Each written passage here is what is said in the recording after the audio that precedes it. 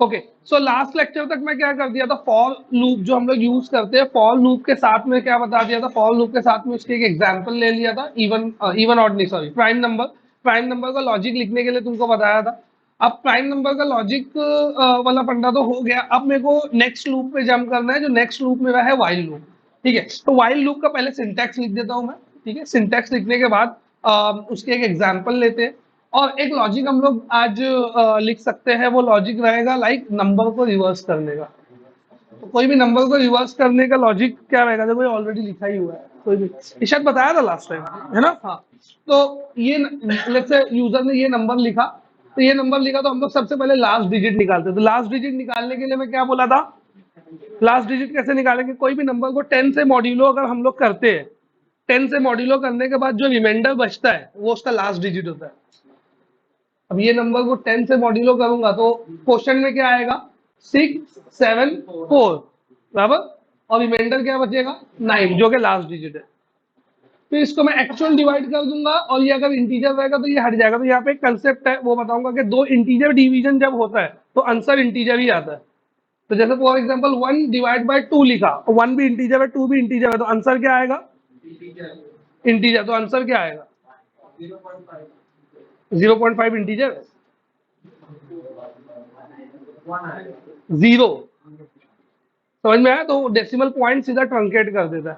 तो वो लॉजिक जो यहाँ पे क्या है वो बताऊंगा।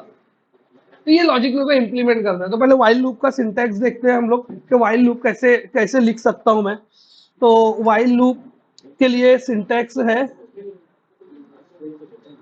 क्या लिखना है तुमको, वाइल। वाइल लिखने के बाद यहाँ पे लिखना है कंडीशन। ठीक है, अगर ये कंडीशन ट्रू हो जाती है, अगर ये कंडीशन ट्रू हो जाती है तो यहाँ पे लूप का बॉडी रहेगा, ये लूप की बॉडी लिखना है। अब यहाँ पे देखो, कोई भी लूप की इनिशियल वैल्यू होती है, कोई भी लूप का इंक्रीमेंटेशन का पार्ट होता है, कोई भी लूप की कंडीशन होती है, लेकिन वाइल लूप एक ऐसा लूप है जिसमें न इनिशियल पार्ट सिंटैक्स में डिफाइन होता है, ना ही इंक्रीमेंटेशन का पार्ट सिंटैक्स में डिफाइन होता है। तो ये लूप को हम लोग लिखते कैसे हैं, इससे पहले वैल्यू को इनिट करते हैं और बॉडी के एंड में वैल्यू को इंक्रीमेंट करते हैं।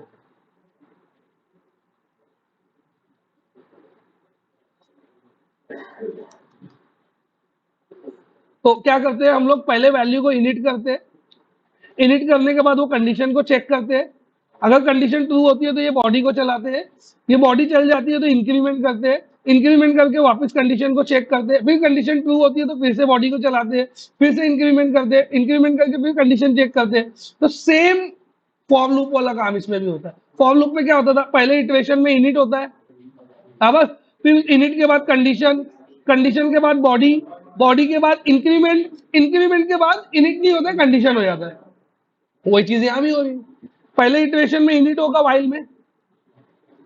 ठीक है, इनिट हुआ, इनिट होने के बाद कंडीशन, बराबर, कंडीशन ट्रू हो गई तो बॉडी, बॉडी के एंड में इंक्रीमेंट, इंक्रीमेंट होकर वापस आके कंडीशन चेक करेगा, अगर कंडीशन ट्रू हो गया तो फिर से बॉडी, इंस्टेड ऑफ क्योंकि इनिट तो बाहर लिखा हुआ है, लूप तो इतना ही चलेगा जितना मैं सेलेक्ट किया हूं।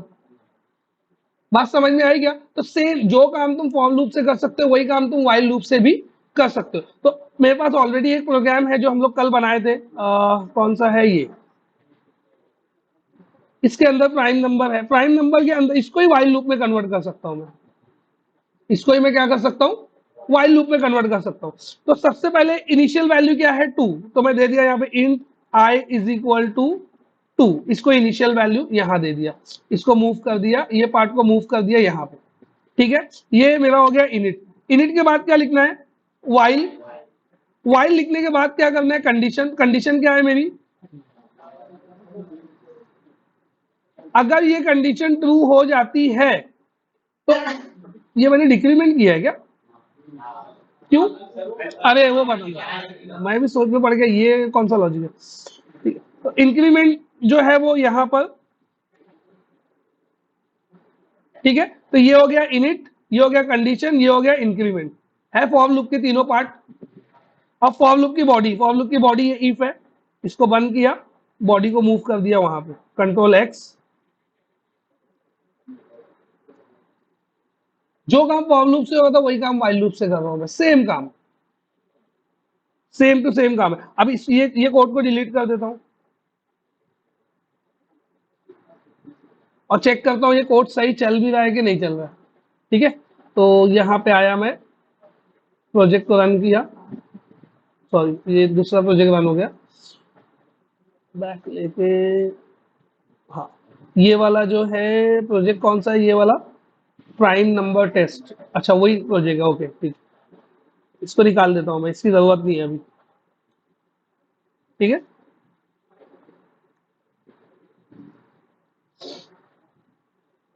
तो यहाँ पे आया एंटर नंबर, यूजर से नंबर लिया, नंबर लिखा मैंने 23, ठीक है 23 नंबर लिया, 23 नंबर टू से इनिट किया। अब ये 2 लेस देन 23 है, कंडीशन ट्रू है तो चेक करेगा डिवाइड होता है क्या, नहीं होता, आई की वैल्यू बढ़ा दिया, फिर 3 को चेक करेगा। अब आई की वैल्यू मेरे को देखते रहना है नीचे, तो मैं यहाँ पे क्या किया, राइट क्लिक करके ऐड वॉच यहाँ पे, और इसको मैं डॉक कर दिया इधर, और ये जो पहले आई लेस देन था इसको निकाल देते हैं हम लोग। तो आई की वैल्यू मेरे को दिखते रहेगी लूप में, और ये विंडो को थोड़ा सा नीचे ले लेता हूँ ताकि कोड मेरे को थोड़ा ज्यादा दिखे, दिख रही है ना वैल्यू, अभी ये यहाँ देखना है वैल्यू। ठीक है, तो यहाँ पे आया मैं, आई की वैल्यू 3, आई की वैल्यू 4 देखो रेड हुई नीचे, ये यहाँ कर्सर के पास, यहाँ आई की वैल्यू 4 के लिए भी करेगा 5 6, किसी से डिवाइड नहीं होगा, 23 का आई किसी से डिवाइड होगा, तो कहां तक जाएगा ये, 23 तक जाएगा।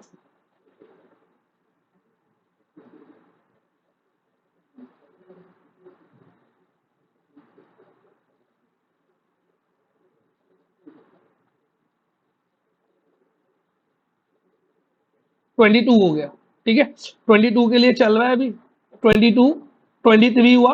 अब 23 के लिए नंबर लेस है, ठीक है डिवाइड हो जाएगा, अंदर आ गया, अब तक के बाहर जा रहा था, अब ये इफ के अंदर आ गया, ये वाले इफ के अंदर आ गया, ये इफ के अंदर आने के बाद यहाँ आया, ये देखो नंबर 23, आई भी 23, तो कंडीशन क्या हो गई, ट्रू, तो बोल दिया नंबर इज प्राइम, आई को इंक्रीमेंट किया, कंडीशन फॉल्स हो गई, कोड वही है पूरा, सिर्फ जहां पे फॉर लूप यूज किया था वहां पे वाइल लूप यूज कर लिया। तो वाइल लूप में क्या होता है, वाइल लूप में जो 3 पार्ट है, इनिट, कंडीशन और इंक्रीमेंट, ये ना स्कैटर्ड फॉर्म में है, 3 अलग अलग जगह पे, और फॉर लूप में वो एक ही फॉर्म के अंदर है, फॉर लूप में वो एक ही फॉर्म के अंदर है। तो इसके लिए जब मैं स्टार्ट किया था तो मैं क्या बोला था, हम लोग खाली फोकस किस पे करेंगे, फॉर लूप पे, क्योंकि हर काम वाइल का फॉर से हो जाएगा, हर काम, समझ में आ रहा है, हर काम वाइल का जो है वो फॉर लूप से तुम कर सकते हो, तो कोई एक लूप ही तुमको एग्जीक्यूट करना है, दूसरा नहीं। ठीक है, तो ये एक फंडा हो गया वाइल लूप का। तो ये वाइल लूप जो है तुम्हारा, वाइल लूप में ये जो 3 पार्ट है, अच्छा ये समझा, ये 3 पार्ट जो है, इनिट क्या है, कंडीशन क्या है, बॉडी क्या है और इंक्रीमेंट क्या है, तो ये सिंटेक्स का पार्ट नहीं है। अगर तुम इनिट नहीं करोगे, तुम कंडीशन नहीं भी लिखोगे तो भी वाइल, ऐसा नहीं कि वाइल लूप नहीं चलेगा, बस मैं तुमको फॉर लूप से मैप करने के लिए बताया था, क्योंकि बिना उसके फॉर लूप एंड नहीं होगा। अगर मैं ऐसा लिख के डाल दूं, ऐसा यहाँ पे लिख दूं वाइल ट्रू, ऐसा वाइल ट्रू, ये लूप कितने बार चलेगा, इनफाइनाइट टाइम्स, क्यों,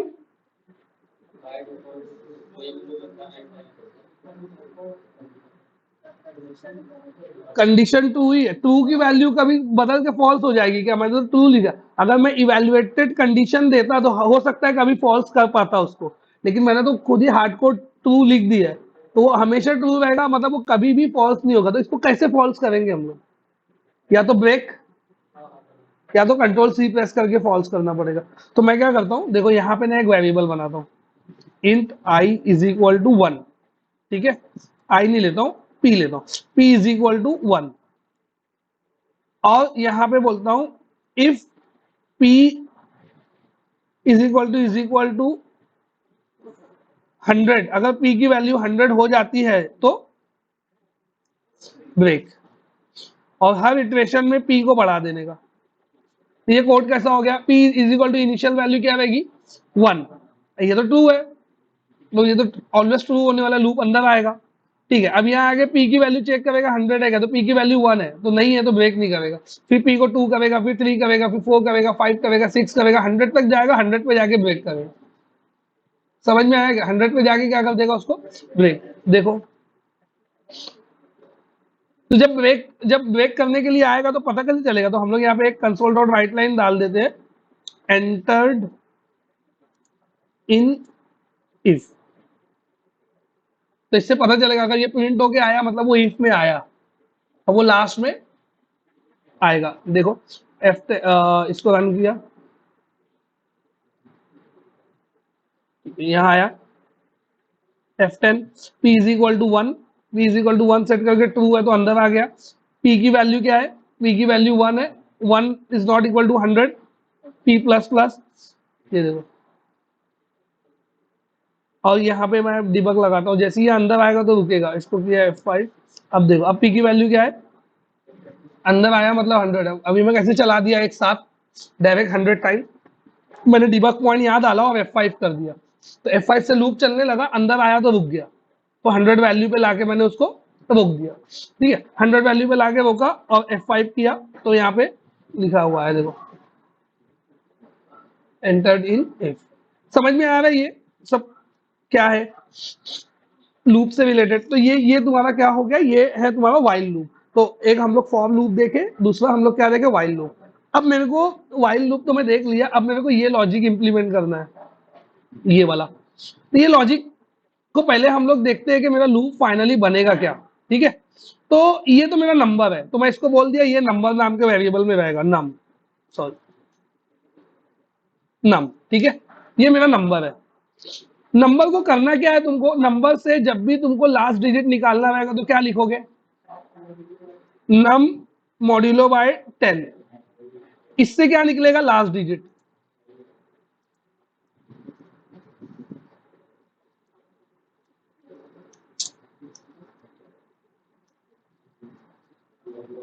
और वही टाइम पे इसका एक डिजिट उड़ा भी देना है, तो उसके लिए क्या करोगे?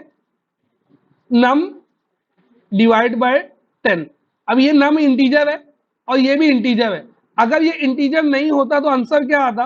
आंसर आता ये 674.9। 10 से डिवाइड करने पे यही आएगा ना, इसको 10 से डिवाइड करूंगा तो क्या आएगा? यही आएगा। लेकिन ये इंटीजर, दो इंटीजर को डिवाइड करो तो इंटीजर आता है, तो ये पार्ट हट जाएगा। तो अब ये पार्ट से क्या हो गया? लास्ट डिजिट खत्म हो गया। अब ये जाएगा नेक्स्ट टाइम लास्ट डिजिट के लिए यहाँ पर। तो ये लॉजिक हम लोग को लगाना है, ये लॉजिक बेसिकली हम लोग को लगाना है। शुरू कहाँ से करना है मेरे को? शुरू करना है मेरे को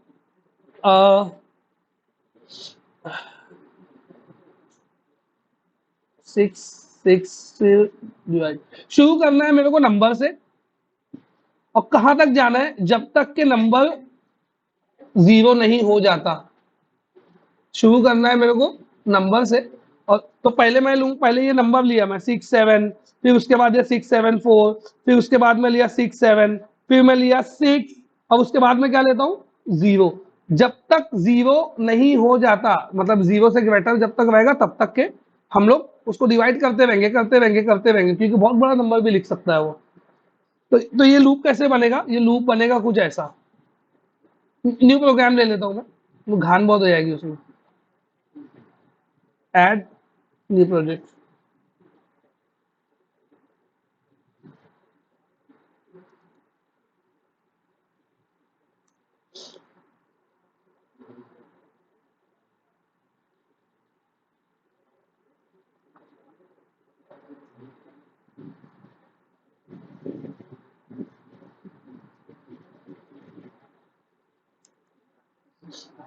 तो मेरे को शुरू कहाँ से करना है? मेरे को शुरू करना है जो भी नंबर है वो, तो मैं यहाँ पे आई एक वेरिएबल दिया, और शुरू कहाँ से करूंगा? जो भी नंबर रहेगा वो। अब ये नंबर देखो डिफाइन तो है नहीं, तो यहाँ आके नंबर को डिफाइन किया, int num. Num is equal to क्या लिखना पड़ेगा? Convert dot to int 32 console dot read line, उसके ऊपर क्या लिखना पड़ेगा?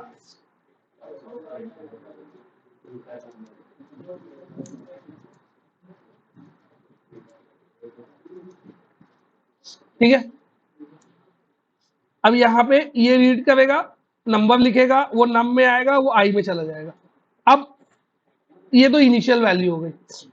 वाइल कब तक ये चलना चाहिए, जब तक नंबर ग्रेटर देन और इक्वल टू 0 रहेगा तब तक। जब तक number greater than 0, equal to नहीं आएगा, ग्रेटर देन 0, जब तक 0 से बड़ा है तब तक। जब ये 0 हो जाएगा तो ये फॉल्स हो जाएगा। और हर इटरेशन पे क्या करना है, लास्ट डिजिट नहीं भी निकालना है और उसको डिवाइड भी कर देना। तो लास्ट डिजिट कैसे निकालोगे, int last digit is equal to num modulo by 10। Last digit निकलेगा, लास्ट डिजिट निकलेगा और सब हो जाएगा। तो एंडिंग में क्या करना है, जो नंबर है ना, number is equal to number divide by 10। Number को 10 से डिवाइड कर देना है, मतलब उसका एक डिजिट को खत्म कर देना है। अब बीच में यहाँ पे क्या करना है, इसके बीच में ये लॉजिक लिखना है।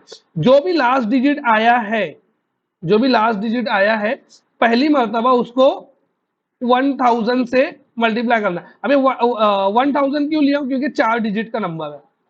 1000 क्यों लिया हूं मैं, क्योंकि 4 डिजिट का नंबर है। तो जितने डिजिट का नंबर रहेगा उतना उतना 0 आएगा। तो हम लोग अभी 4 डिजिट नंबर को ही ऐसा फिक्स कर लेते हैं कि 4 डिजिट नंबर है। तो शुरू करना है मेरे को 1000 से। तो मैं यहाँ पे ले लिया एक इंट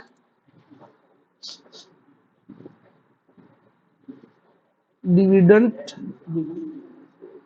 इज इक्वल टू 1000, ठीक है। और यहाँ आके मैं क्या करूंगा, ये लॉजिक लिखूंगा, जो मेरा लास्ट डिजिट निकला है उसको इनटू करूंगा डिविडेंड की वैल्यू से।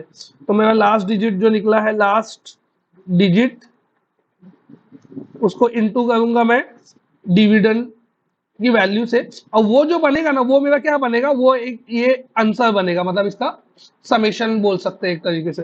तो इसको मैं बोला सम। तो इनिशियली सम जो रहेगा ना इज इक्वल टू 0 रहेगा। अब इनिशियली सम 0 है, ये आके इसमें स्टोर होगा, ठीक है। और यहां तक तो ठीक है, ये कर दिया मैं 900, ये आ जाएगा 900 आया सम में। और sum is equal to sum plus, देखो ये मैं क्यों लिखा हूं, ये क्या करना पड़ेगा हर टाइम, एक्चुअल नंबर फाइंड करने के लिए तुमको इसका सम करना पड़ेगा। 9000 इंटू 400, 9000 प्लस 400 प्लस 70 प्लस 6 करोगे तो ये नंबर बनेगा। और ये नंबर एक्चुअल में इसका रिवर्स है। तो हम लोग क्या करते हैं, पहले बोल देते हैं सम 0 है, फिर 0 के अंदर मेरे को 1 प्लस 2 प्लस 3 प्लस 4 ये करना है कोड में। अगर मेरे को कोड में ये करना है तो मैं क्या करूंगा, आपको लग रहा है कोड में ये करना है तो मैं क्या करूंगा, मेरे को 1 प्लस 2 प्लस 3 ये इतना करना है कोड में। तो पहले मैं एक वेरिएबल ले लूंगा सम, ठीक है। सम के अंदर पहले सम प्लस 1 कर दूंगा, तो 0 प्लस 1 होगा, सम इनिशियली 0 है, तो 0 प्लस 1 क्या हो जाएगा 1। अब उसको सम में स्टोर कर दूंगा, तो सम की वैल्यू अब क्या हो गई 1। फिर नेक्स्ट इटरेशन में आके फिर बोलूंगा सम प्लस 2, तो अभी सम की वैल्यू 1, तो 1 प्लस क्या हो जाएगा 2, वो जाके स्टोर हो जाएगा फिर से सम में, तो सम में स्टोर हो गया 3। फिर आएगा, फिर बोलूंगा सम प्लस 4, समझ रहे हो क्या। तो समेशन जब हम लोग को फाइंड करना होता है, तो समेशन में हम लोग इनिशियल वैल्यू सम की 0 बोलते हैं, और फिर उसके बाद sum is equal to sum plus number, sum is equal to sum plus number. तो वही चीज मैं यहाँ पे कर रहा हूं। मैं क्या किया, इनिशियली सम को बोल दिया 0, और यहाँ पे आगे जब पहले इटरेशन में आएगा तो सम क्या रहेगा 0, तो 0 प्लस ये क्या आएगा, 0 प्लस ये आएगा 9000, तो इस सम की वैल्यू क्या हो जाएगी 9000। नेक्स्ट टाइम आएगा तो सम की वैल्यू क्या हो ये सॉरी सम की वैल्यू 9000 है, और इसकी वैल्यू मल्टीप्लीकेशन होकर क्या आएगा 400, तो 9000 प्लस 400। फिर नेक्स्ट टाइम क्या आएगा, नेक्स्ट टाइम जब 9000 प्लस 400 है तो क्या हो जाएगा 9400 हो जाएगा सम की वैल्यू, 9400 प्लस 70, ऐसे सम कैलकुलेट होते जाएगा। और फाइनल जो रिवर्स नंबर रहेगा ना मेरा सम रहेगा लूप खत्म होने के बाद। यहां पे मैं console dot right line reverse, मैं बोला सम, ये मैं क्या कर दिया, नंबर को स्ट्रिंग से जोड़ के प्रिंट कर दिया। तो इसको थोड़ा सा ड्राई रन चेक कर लेते हैं लूप लगा के, पता नहीं चलेगा कि नहीं चलेगा। इसको मैं चेक किया, F10 यूजर्स से मैंने नंबर लिया, 4 डिजिट का नंबर ले रहा हूं मैं, 56543, ठीक है। या वही नंबर लेता हूं जो मैं उधर लिया था ताकि कैलकुलेशन बताने में आसानी रहे। 6749, 6749, ठीक है। अब ये नंबर आ गया कहाँ पे, ये नंबर आ गया यहाँ पे 6749, 6749 को डाल दिया आई में। अच्छा, आई को हम लोग यूज भी नहीं किए वैसे, ठीक है। ये तो डिविडेंड सेट किया 1000। हाँ, एक मिस्टेक अभी मेरे को समझ में आ गई है यहीं पर। पहली बार डिविडेंड 1000 होगा, दूसरी बार डिविडेंड कितना होगा 100, तीसरी बार, तो डिविडेंड को भी क्या करना पड़ेगा, dividend is equal to dividend divide by 10। तो इसमें से भी एक एक जीरो कम होते जाएगा हर बार। इसको सेव कर लेता हूँ, इसको हॉट रिलोड कर देते ताकि कोड यहीं से चल जाए, ठीक है। अब ये आया मैं यहाँ, अब नम की वैल्यू क्या है, नम की वैल्यू है 6749, that is greater than 0, obvious, ठीक है। अंदर आ गया, अंदर आया, लास्ट डिजिट कैलकुलेट किया, तो एज पर मेरा नंबर लास्ट डिजिट का आंसर क्या आना चाहिए, लास्ट डिजिट का आंसर क्या आना चाहिए, अभी लास्ट डिजिट का आंसर 9, 6749 बोलता है, क्या आया, आ गया 9। ये लॉजिक तो परफेक्ट है। क्यों 9 आया, एक्चुअल में डिवीजन, ये रिमाइंडर निकाल के दिया मेरे को, तो एक्चुअल में डिवीजन होता तो पॉइंट वाली वैल्यू आती, तो रिमाइंडर में 9 बचा क्योंकि डिवाइड बाय 10 किया था, तो ये 9 से लास्ट डिजिट आ गया। अब सम की वैल्यू क्या है 0, लास्ट डिजिट की वैल्यू क्या है 9, डिविडेंड की वैल्यू क्या है 100, तो ये बना 9 इंटू 100, नहीं सॉरी 9 इंटू 1000, 9 इंटू 1000, तो 9 इंटू 1000 कितना हो गया 9000, और ये 0, तो सम की वैल्यू क्या हो जाएगी 9000, आई 9000।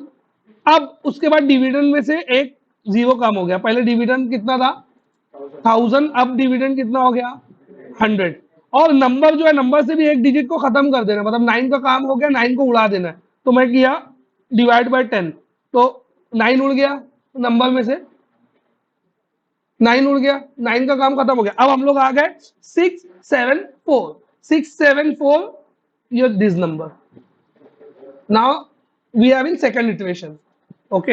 अब सेकंड इटरेशन में गए, सेकंड इटरेशन में ये नंबर अभी भी तो 0 से ग्रेटर ही है, तो लूप चलेगा, लूप आया, अब की बार लास्ट डिजिट क्या आएगा, अब की बार लास्ट डिजिट क्या आएगा 4, तो यहां आया 4, बराबर, लास्ट डिजिट 4, डिविडेंड की वैल्यू 100 है, तो 4 इंटू 100, 400 आएगा, और पहले से सम की वैल्यू क्या है 9000, जो पहले इटरेशन में बनी थी, तो ये क्या बन जाएगा 9400, हो रहा है ना व्यूअर्स धीरे धीरे, समझ में आ रहा है क्या, एक एक मतलब बाल की खाल निकालने वाली बात है, इतने लॉजिक इंटरनली चलते हैं, जो तुम लोगों को सॉफ्टवेयर ऊपर दिखता है ना, अगर तुम एक ऐसे, मैं तुमको क्यों बता रहा हूँ ये, मेरे को क्या जरूरत है नंबर रिवर्स करके बताने की, तो डायरेक्ट स्ट्रिंग डॉट रिवर्स से भी कर सकता था, लेकिन ये लॉजिक तुमको अगर लिखने आ गया ना, तो तुम लिटरली बैकएंड डेवलपर बनोगे, और जो फिर जो क्रीम डेवलपर्स जो निकल के आते हैं ना, वो लोग को यही सब लॉजिक लिखने आता है।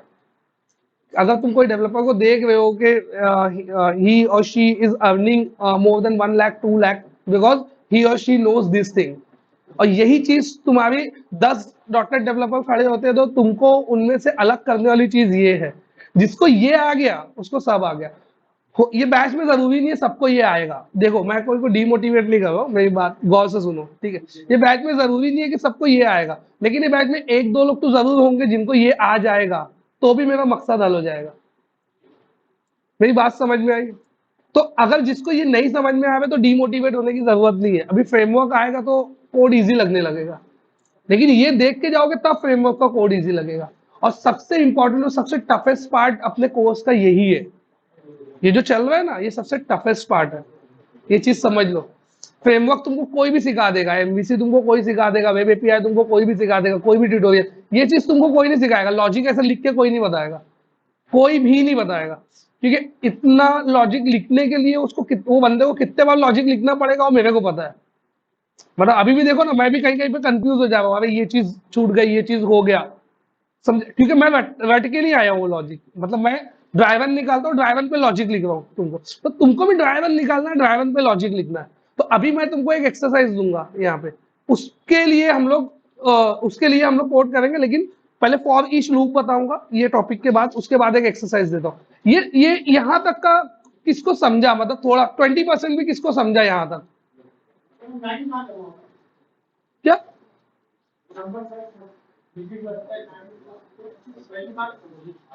कौन सा नहीं?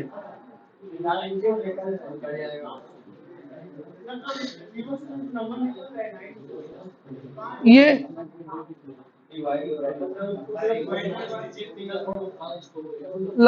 लास्ट डिजिट इसमें से निकल के इसमें स्टोर हो रहा है, और यहाँ से आगे यहाँ पे यूज हो रहा है, यहाँ पे आगे इससे मल्टीप्लाई हो रहा है, फाइनल वैल्यू सम में ऐड होके सम में जा रही है, फिर आगे सम जो है वो यूटिलाइज हो रहा है, आगे नेक्स्ट सिचुएशन में अगेन सम जो भी बना है, जैसे 9000 पहले में बना था तो 9000 बन के 400 ऐड हुआ। अब नेक्स्ट सिचुएशन में क्या होगा, नेक्स्ट सिचुएशन में एक और नंबर कम हो जाएगा, तो डिविडेंड का 10 भी कम हो जाएगा और ये नंबर भी कम हो जाएगा। तो देखो अभी नेक्स्ट सिचुएशन की तरफ जाता हूं मैं। नेक्स्ट सिचुएशन में गया मैं, F10, डिविडेंड देखो कितना हो गया 10, है ना, और नंबर मेरा क्या है 674। अब डिवाइड बाय 10 करूंगा तो नंबर क्या बनेगा 67, बराबर। 67 is always greater than 0, that is condition 2। Last digit फिर से निकालेगा, 67 का लास्ट डिजिट कितना हो गया 7, 7 निकाला। डिविडेंड कितना है 100, सॉरी 10, तो 10 इंटू 7 दैट इज 70, और सम में क्या है 9400, तो क्या हो जाएगा 9470। तो ये हो गया ये, बराबर। एक एक डिजिट रिप्लेस हो रहा है। फिर यहाँ डिविडेंड गया, नंबर क्या बन गया, नंबर बन गया 6, 6 इज ग्रेटर देन 0, बराबर। 6 is greater than 0, last digit क्या रहेगा, नंबर अगर 6 है तो लास्ट डिजिट क्या रहेगा 6।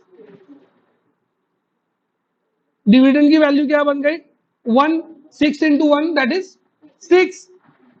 सम क्या बना 9476, हो गया ना रिवर्स, और रिवर्स होके किसमें स्टोर हुआ सम में। डिविडेंड की वैल्यू क्या हो गई 0, अब नंबर की वैल्यू क्या हो गई 0, लूप क्या हो गया 0 ग्रेटर नहीं है 0 से, इक्वल है, तो कंडीशन फॉल्स, कंडीशन फॉल्स, तो ये सीधा आया बाहर और बोला ये लो तुम्हारा रिवर्स। वो दिखाया नहीं क्योंकि मैं कंसोल डॉट रीड लाइन नहीं लिखा।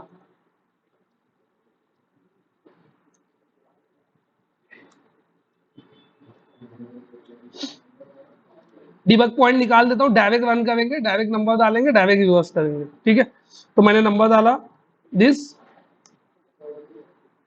हो गया रिवर्स। समझ में आया क्या?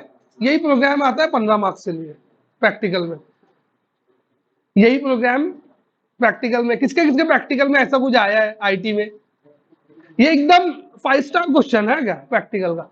और तुम जाके आप रिवर्स का लॉजिक वापस से देखना, कुछ अलग लिखा दिखेगा तुमको, कुछ एकदम अलग, 2-3 लूप रहेगा, इफ रहेगा, पता नहीं क्या क्या रहेगा, लेकिन ये एकदम सिंपल लॉजिक है ना। मतलब जो जो मेरे को समझ में आता है, लास्ट डिजिट निकाल रहा हूँ, उसको सम करना है तो उसको उतने से मल्टीप्लाई कर रहा हूँ, ये सब तो मेरे को आम भाषा में भी समझ में आता है ना। वही चीज मैं कोड में कर दिया, वही चीज मैं कोड में कर दिया, तो वही चीज कोड में कर दिए तो हो गया। अब फॉर एग्जांपल यूजर कभी 2 डिजिट नंबर डालेगा, कभी 3 डिजिट, कभी 4 डिजिट, कभी 5 डिजिट, उसको मैनेज करना, तो उसको कैसे मैनेज करोगे? यूजर जो नंबर डालेगा वो स्ट्रिंग में डालेगा, और स्ट्रिंग की लेंथ तुम काउंट कर सकते हो, स्ट्रिंग की लेंथ तुम काउंट कर सकते हो। जितनी स्ट्रिंग की लेंथ रहेगी उतना 0 लगना चाहिए, जितनी स्ट्रिंग की लेंथ रहेगी उतना 0 लगना चाहिए। तो स्ट्रिंग लेंथ कैसे फाइंड करते हैं पहले वो देख लेने का। स्ट्रिंग लेंथ कैसे फाइंड करेंगे, लेट्स से मैं एक स्ट्रिंग दिया, तो मैं यहाँ पे एक यूजर से एक वैल्यू लेता हूं,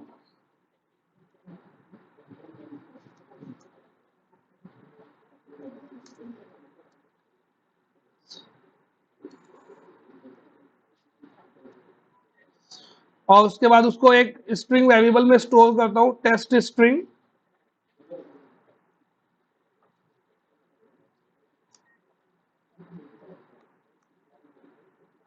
और स्ट्रिंग लेंथ कैसे प्रिंट करते हैं हम लोग? स्ट्रिंग लेंथ क्या था यार, भूल गया। स्ट्रिंग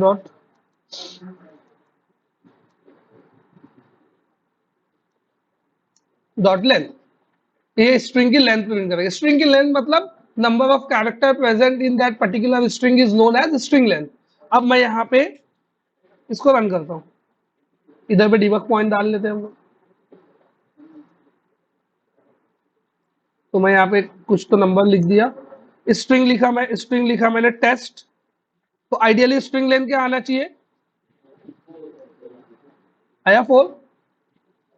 तो स्ट्रिंग लेंथ में फाइंड कर लिया। तो अब बंदा जो भी यहाँ पे नंबर लिखेगा उसकी लेंथ भी हम लोग फाइंड कर सकते हैं। तो वैसे ही फाइंड करेंगे। कैसे फाइंड किया स्ट्रिंग की लेंथ? बहुत मुश्किल है क्या स्ट्रिंग लेंथ फाइंड करना? डॉट लेंथ लिखो तो लेंथ आ जाती है, डॉट लेंथ लिखो तो लेंथ आ जाती है, खत्म। स्ट्रिंग की लेंथ फाइंड कर लो। तो ये मैं ये पार्ट निकाल देता हूं मैं यहाँ से। ये नंबर को पहले, जो नंबर आ रहा है ना उसको पहले स्ट्रिंग में स्टोर करता हूँ, बाद में इंटीजर में कन्वर्ट करता हूँ। तो पहले मैं स्ट्रिंग रॉ नंबर बोलता हूँ इसको, मैं इसको क्या बोलता हूँ? Raw number. मतलब कोई प्रोसेस नहीं है, रॉ समझता है ना, खाम।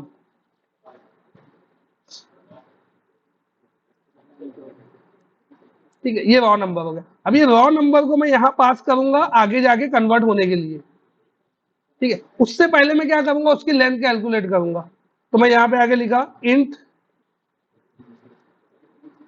String LENGTH length is equal to raw dot length. हो गया, स्ट्रिंग की लेंथ मालूम पड़ गए। अब कैसे लॉजिक लगेगा वो समझो। अगर लेंथ 4 है तो कितना जीरो आना चाहिए? 3। ठीक है, लेंथ 4 है तो 1 के आगे आना चाहिए 3। लेंथ अगर 10 है तो 9। तो जितनी लेंथ है उसके -1 वाला जीरो आना चाहिए। तो कैसे बनाएंगे ये स्ट्रिंग को? इससे पहले ये पॉइंट से पहले एक चीज और सिखा दूं कि अगर दो स्ट्रिंग को जोड़ना है मेरे को, जैसे ये एक स्ट्रिंग है ए, ठीक है, और ये एक स्ट्रिंग है बी, ये एक वेरिएबल में है S1, ये एक वेरिएबल में है S2। अगर ये दोनों को जोड़ना है तो मैं लिखता हूं S1 प्लस S2। इसको हम लोग क्या बोलते हैं? Concatenation of two string. ठीक है, ये एक सिंपल सा अलग से पार्ट है। अगर कोई नहीं ध्यान, ये पहले बताया हूं मैं, अगर कोई नहीं ध्यान दिया होगा तो देख लो, क्योंकि ये मैं यूज करने वाला हूं। तो अब मैं करूंगा क्या, एक स्ट्रिंग लूंगा 1, ठीक है, और एक स्ट्रिंग लूंगा 0, और फिर उसके बाद फॉर लूप लिखूंगा। फॉर लूप में मैं डिसाइड करूंगा कितने बार 1 में 0 जोड़ना है, 1 बार, 2 बार, 3 बार, 4 बार, 5 बार, दैट डिपेंड्स ऑन लेंथ। ठीक है, तो अब मैं यहां पे आया, यहां पे आके मैं एक फॉर लूप लिखा। स्टार्ट कहां से करना है? 1 से। जाना कहां तक है मेरे को? I लेस देन और इक्वल टू स्ट्रिंग लेंथ -1। ये किसको किसको समझा? क्यों -1 लिखा?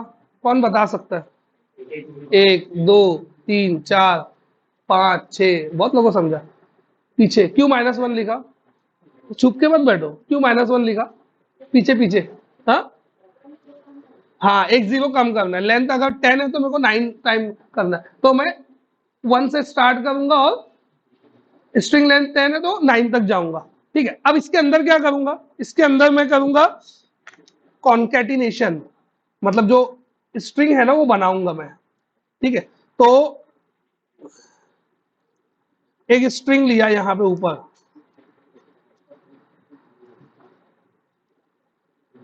और वो फाइनल स्ट्रिंग के अंदर में क्या लिखा? 1 लिख दिया। पहले क्या लिख दिया इसमें? 1 पहले स्ट्रिंग में डाल दिया। अब फाइनल स्ट्रिंग के अंदर जो भी वैल्यू है उसमें क्या कॉन्कैट करूंगा मैं?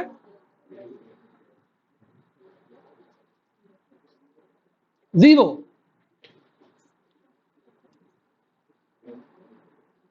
क्या समझा?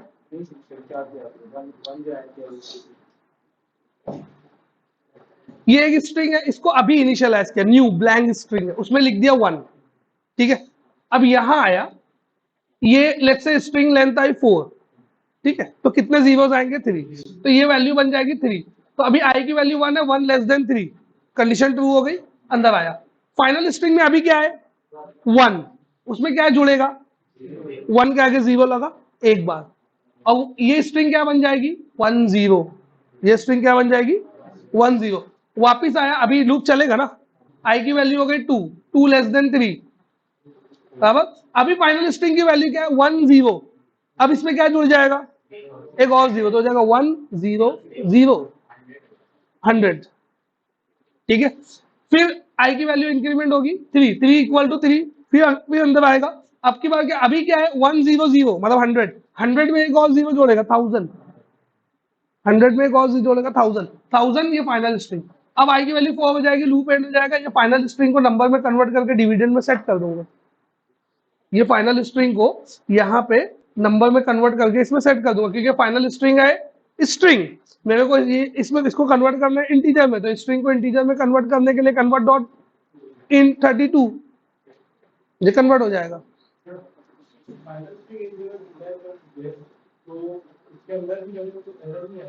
कहाँ है फाइनल स्ट्रिंग डिक्लेयर, हाँ लाइन नंबर 17 में ना, नहीं नहीं वही कहाँ लिखे है भाई, ये डिक्लेरेशन है, ये इनिशियलाइजेशन है, ये तो मैं इसको न्यू वैल्यू दे रहा हूँ ना, ये तो 10 बार भी दे सकते हो वैल्यू, वेरिएबल तो वैल्यू चेंज करने के लिए बनता है ना। यहां अगर मैं स्ट्रिंग लिखता ऐसा, तब डिक्लेरेशन 2 बार होता, 2 बार का है, समझा ना।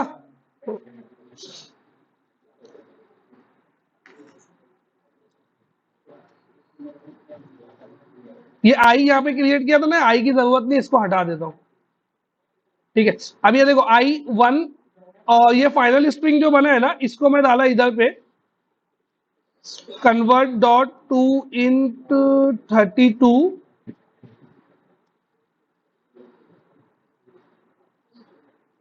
वहां से कन्वर्ट करके यहां लेके आ गया।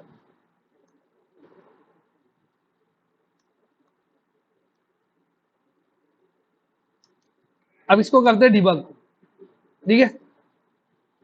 अब कोई भी नंबर हम लोग लिखेंगे तो डिवाइड होना चाहिए, मैं किया F10 एंटर नंबर बोल के मैंने नंबर लिखा। अब की बात 3 डिजिट लिख रहा हूं मैं, ठीक है, 4 5 6, 3 डिजिट है, ठीक है। 3 डिजिट है तो रॉ नंबर में क्या आ गया 4 5 6, रॉ नंबर की लेंथ क्या हो गई 3, तो स्ट्रिंग लेंथ 3। अब फाइनल स्ट्रिंग अभी कुछ नहीं है, फाइनल स्ट्रिंग में अब क्या आ गया 1, ठीक है। लेंथ की वैल्यू क्या है 3 माइनस 1, मतलब ये टोटल क्या हो जाएगा 2, तो ये 1 के लिए चलेगा और 2 के लिए चलेगा, 2 ही मरतबा चलेगा। तो ये आया, यहाँ पे आई की वैल्यू क्या है 1, और इसकी कैलकुलेटेड वैल्यू क्या है, ये 3 माइनस 1 कितना हो जाएगा 2, तो 1 is less than 2, that is condition true, आगे अंदर, ठीक है। फाइनल स्ट्रिंग में अभी क्या है 1, क्या कॉन्कैट हो रहा है इसमें 0, तो फाइनल स्ट्रिंग क्या बना 1 0, वापिस गया, आई की वैल्यू इंक्रीमेंट किया, आई की वैल्यू इंक्रीमेंट होने के बाद बनी 2, आई की वैल्यू इंक्रीमेंट होने के बाद बनी 2, और स्ट्रिंग लेंथ 3 माइनस 1 2, तो लेस नहीं है लेकिन इक्वल तो है, तो इक्वल की वजह से कंडीशन अंदर आएगी। और अभी फाइनल स्ट्रिंग में क्या है 1 0, अब एक और 0 जुड़ जाएगा तो क्या हो जाएगा 1 0 0, तो ये 1 0 0, ये वैल्यू बन गई, लूप एंड हो गया, बाहर आ गया। रॉ नंबर जो था, रॉ नंबर मेरा स्ट्रिंग फॉर्म में था 4 5 6, वो कन्वर्ट होकर नम में जाएगा, वो कन्वर्ट होकर नम में गया, तो ये नंबर में कन्वर्ट हो गया। जो यहाँ पे देखो स्ट्रिंग में डबल कोट्स में, देखो गौर से डबल कोट्स दिख रहा है, ये डबल कोट्स दिख रहा है, और यहाँ पे देखो बिना डबल कोट्स के, मतलब इंटीजर में कन्वर्ट हो गया। फाइनल स्ट्रिंग यहाँ पे डबल कोट्स में है, मतलब स्ट्रिंग में है। अब डिविडेंड की वैल्यू यहाँ पे आके किसी हो गई विदाउट डबल कोट्स, मतलब नंबर में कन्वर्ट हो गई। अब उसके बाद क्या, ये जैसा चलता था वैसा चलेगा, हो गया ना व्यूअर्स। अब रन किया,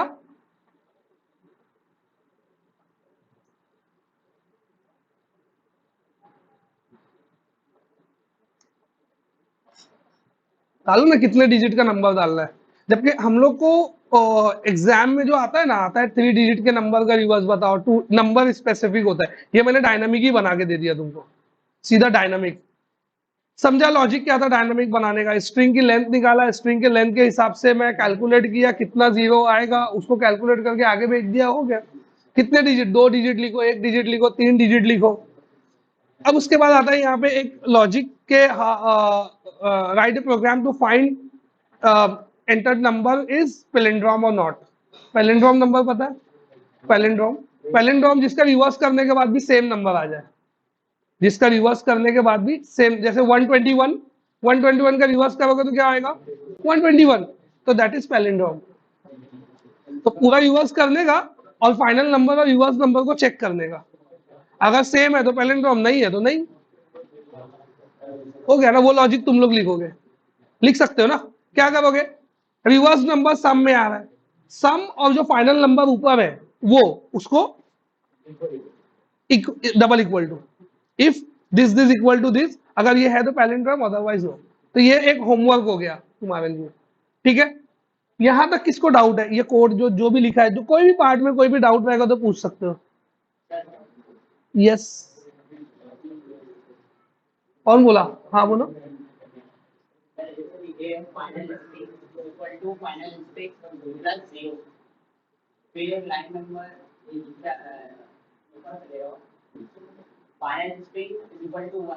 हाँ,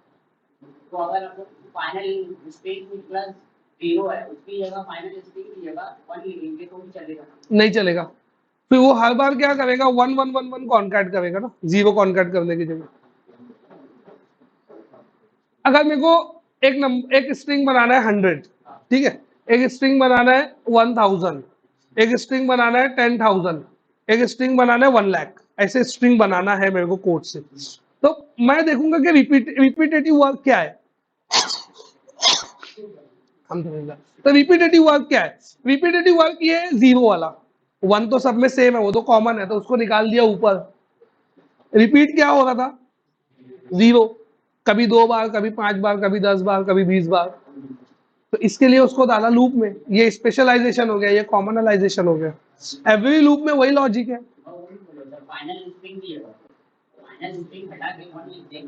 यहाँ 1 लिख दोगे, तो वही बोल रहा हूँ ना, हर बार वो 1 1 कॉन्कैट करेगा ना भाई। ये फाइनल स्ट्रिंग चेंज होके 1 है ना, पहली बार में फाइनल स्ट्रिंग 1 है, दूसरी बार में फाइनल स्ट्रिंग 10 है, तीसरी बार में फाइनल स्ट्रिंग 100 है, फिर 1000 है। तो जब तुम खाली 1 लिख दोगे तो वो खाली 1 रखेगा, फिर हर बार 10 ही रहेगा वो। वही तो मैं भी बोल रहा हूँ भाई। हाँ, हाँ, ये पूरा ब्लॉक, जो पूरी कहानी यहाँ से चल रही है ना, ये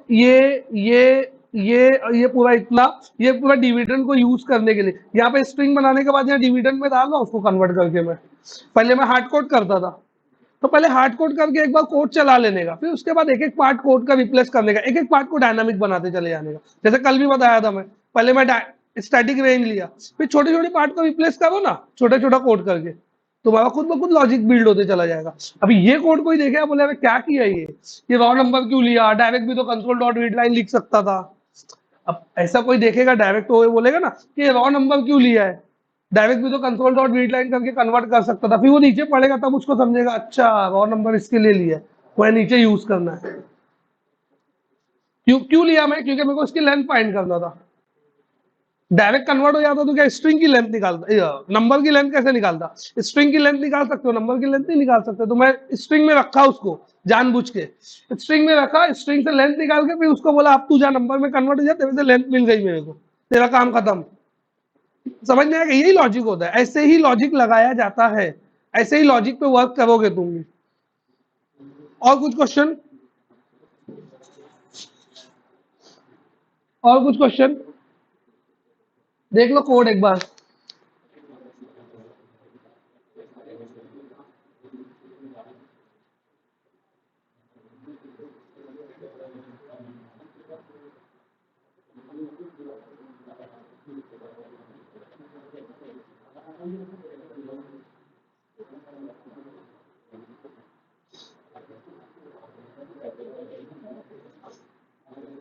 पूरा एक फ्रेम में कहीं पे ऐसा कुछ है जो नहीं समझ में आने वाली चीज है? तो एक बार अगर नहीं समझा है तो मैं एक बार ड्राई रन दे देता हूँ, ऐसा क्विक ड्राई रन। पहले क्या करेगा, ब्लैक स्क्रीन पे लिखेगा enter number two reverse it, line number 13 में, ठीक है। तो लिखेगा enter number two reverse it, ये ब्लैक स्क्रीन पे लिखा हुआ आएगा, बंदा रीड करेगा, रीड करने के बाद एक नंबर डालेगा, वो नंबर को कंसोल डॉट रीड लाइन से रीड करेंगे। कंसोल डॉट रीड लाइन से जो भी नंबर रीड करते हैं वो स्ट्रिंग में होता है, ये हम लोग पहले भी पढ़ चुके हैं, बहुत बार बोलो। तो ये स्ट्रिंग में इसको स्टोर कर दिया। अब स्ट्रिंग में स्टोर किया तो स्ट्रिंग की लेंथ हम लोग फाइंड कर सकते हैं। स्ट्रिंग की लेंथ फाइंड करने के लिए डॉट लेंथ लिखो तो उसकी लेंथ निकल जाती है। तो इससे स्ट्रिंग की लेंथ निकाल लिया, स्ट्रिंग की लेंथ आके इसमें स्टोर हो गई। तो जो भी बंदा लेट्स से बंदा नंबर लिखता है 1 2 3 4, तो लेंथ क्या हो गई, लेंथ हो गई उसकी 4, ठीक है। 4 लेंथ हो गई। अब मेरे को क्या करना है, डिविडेंड की वैल्यू निकालना है। तो डिविडेंड की वैल्यू निकालने के लिए मैं ये लॉजिक लगाया। ये लॉजिक में क्या करता हूँ, पहले 1 लिख देता हूँ एक फाइनल स्ट्रिंग के अंदर, हार्ड कोड करके 1 लिख दिया। 1 तो सब में सेम ही रहने वाला है, जीरो के काउंट बदलने वाले, तो जीरो का काउंट बदलने वाला है, तो उसके लिए मैं फॉर लूप लगा दिया, ठीक है। अब क्या कर दिया, 1 में जितने जितनी जितनी स्ट्रिंग की लेंथ रहेगी उससे एक कम जीरो मेरे को लगाना है, क्योंकि 1 हो गया ना, तो अब 1 के लिए एक काउंट छूट गया, तो अब उतने जीरोस मेरे को लगाना है। तो मैं क्या कर दिया, स्ट्रिंग लेंथ 4 आया था, तो 4 माइनस 1 तो 3, तो 1 से लेकर 3 तक ये लूप चलेगा, तो 3 टाइम्स ये 0 0 0 लगते जाएगा। तो ये जो फाइनल स्ट्रिंग बनेगी, एक बार 0, 2 बार 0, 3 बार 0, तो ये बन जाएगा 1000, अगर मैं 1 2 3 4 लिखूंगा तो ये जो 1000 फाइनल स्ट्रिंग बनेगी उसको ले जाके मैं यहाँ डाल दिया और बोला तू नंबर में कन्वर्ट होकर डिविडेंड में स्टोर हो जा। तो ये डिविडेंड में स्टोर हो गया। उसके बाद में क्या किया, ये रॉ नंबर था, ये नंबर को भी क्या कर दिया, नंबर में कन्वर्ट कर दिया, क्योंकि मेरे को इसका कैलकुलेशन करना है ये दोनों के ऊपर, तो इसको नंबर में कन्वर्ट करना कंपलसरी है। नंबर नहीं रहेगा तो फिर मैं डिवाइड नहीं कर पाऊंगा, क्योंकि यहाँ मेरे को डिवाइड करना है, दो इंटीजर का डिवीजन रहेगा तभी लॉजिक चलेगा, तो इंटीजर होना भी जरूरी है। ये 10 से डिवाइड करने पे लास्ट डिजिट उड़ जा रहा है ना, कैसे लास्ट डिजिट उड़ रहा है, क्योंकि दोनों इंटीजर है इसके लिए उड़ रहा है। अगर इंटीजर नहीं होता तो ये बहुत इंपॉर्टेंट पार्ट है कि इसको इंटीजर में कन्वर्ट करना ही पड़ेगा। अगर ये लाइन तुम नहीं करोगे इंटीजर में कन्वर्ट करने की, तो ये लॉजिक कभी जिंदगी में नहीं चलेगा, क्योंकि लॉजिक का बेस ही वही है कि दो इंटीजर का डिवीजन जो है, इंटीजर होता है तो पॉइंट उड़ा देता है, तो उसकी वजह से एक नंबर कम हो जाता है लास्ट का, और दो इंटीजर को मॉड्यूलो करो तभी जाके रिमाइंडर उसका लास्ट डिजिट आता है। तो ये वाली लाइन और ये वाली लाइन प्रॉपर वर्क करने के लिए ये दोनों को नंबर होना जरूरी है, ठीक है। अब इसको मैं नंबर में कन्वर्ट कर दिया। अब मेरे को सम कैलकुलेट करना है। सम कैलकुलेट करने के लिए इनिशियली हम लोग सम को 0 बोल देते हैं और हर बार उसमें एक वैल्यू ऐड करते चले जाते हैं सम में। तो सम 0 बोल के sum is equal to sum plus sum value. तो सम वैल्यू जो है वो एक्चुअल में लास्ट डिजिट इंटू डिविडेंड है। तो last digit into 1000, last digit into 100, last digit into 10 and last digit into 1, ये करेंगे हम लोग एंडिंग तक। ये करके सम कैलकुलेट करेंगे तो सम जो रहेगा वो एक्चुअल में ये स्ट्रिंग का रिवर्स बन जाता है। ये लॉजिक पूरा है। इसमें और कुछ डाउट है तो पूछ सकते हो, फिर भी मैं मेरे हिसाब से पूरा जितना पार्ट था, इंपॉर्टेंट पार्ट था, वो एक्सप्लेन कर दिया।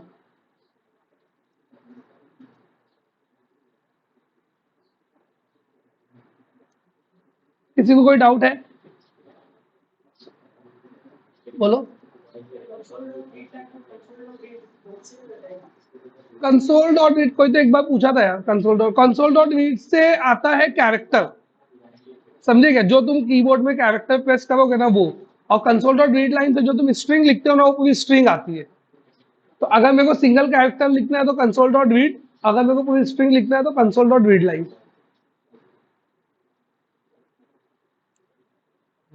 और कंसोल डॉट रीड से जो तुम कैरेक्टर लिखते हो ना उसकी अस्काई वैल्यू आती है। अगर ए लिखोगे तो 65 आएगा, मैं बताया था लास्ट टाइम, प्रैक्टिकल करके बताया था, याद है क्या? कोई तो पूछा था मेरे से तो कंसोल डॉट रीड के बारे में, तो उस पर पूरा प्रैक्टिकल करके बताया था, प्रिंट करके बताया था। अगर मैं ए लिखूंगा तो 65 प्रिंट होता है, याद है? देखना पिछली रिकॉर्डिंग्स में दिखेगा। हाँ हर काम जो वाइल कर सकता है वो फॉर से हो सकता है। हाँ, तो अगर ये वाइल ये वाइल लूप को फॉर लूप में कन्वर्ट करेंगे तो ये तुम्हारा नम जो है लाइन नंबर 22 तुम्हारा इनिशियलाइजेशन का पार्ट बनेगा। Line number 22 initialization, line number 27 condition, और इंक्रीमेंटेशन यहाँ पे क्या है देखो, इंक्रीमेंटेशन नहीं है यहाँ पे, वैल्यू चेंज है। तो जो num is equal to num divide by 10 है ना, वो फॉर लूप में जाएगा लास्ट में इंक्रीमेंट की जगह पे। इंक्रीमेंटेशन जरूरी नहीं है ना, वो समझे नहीं बात को तुम, वो जो पार्ट है लास्ट पॉइंट है उसमें इंक्रीमेंटेशन ही नहीं करना होता, उसमें तुम क्या करते हो, काउंटर वेरिएबल की वैल्यू चेंज करते हो। अब चाहे इंक्रीमेंट करो, चाहे डिक्रीमेंट करो, चाहे 10 से बढ़ाओ, चाहे 50 से बढ़ाओ, चाहे कैलकुलेशन करो, तो हम लोग के कैलकुलेशन में 10 से कम होते जाएगा, 10 से डिवाइड होते जाएगा। मैं कितने बार लिखा हूँ i is equal to i plus one, i plus plus की जगह मैं लिखा था ना पहले आई, तो आप लोग लिखेंगे num is equal to num divide by 10। क्यों? क्योंकि नम ही तो कंडीशन में है,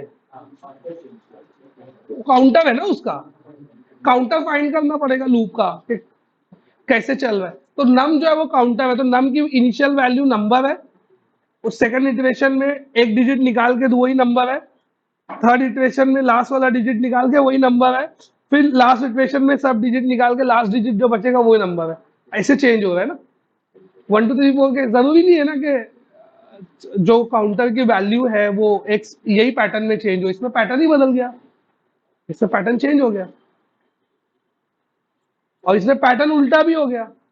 नॉर्मली 1 से लेके 100 जाता है, इसमें नंबर से लेके 0 आ रहा है, मतलब उल्टा पैटर्न चल रहा है। उल्टा है ना, देखो ना, इनिशियल वैल्यू ग्रेटर देन 0 से मैं चेक कर रहा हूँ, लेस देन नहीं लिखो, ग्रेटर देन लिखो, तो डिवाइड होते होते नंबर 0 हो जाएगा और वो कंडीशन फॉल्स हो जाएगी वहां पे। और कुछ क्वेश्चन? देखो ये बहुत इंपॉर्टेंट पार्ट है, इसके लिए मैं इतनी मेहनत से तुम लोगों को पढ़ा हुआ, नहीं तो लूप बता के निकालने में मेरे को 10 मिनट लगता, 10 मिनट में लूप का सिंटेक्स बता के मैं जंप करा सकता था तुमको।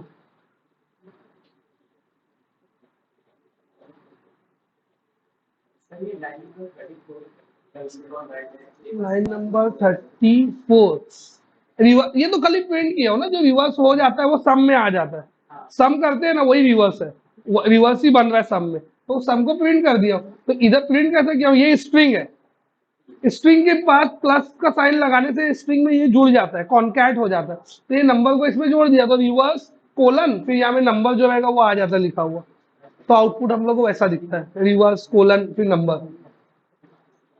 समझे ना?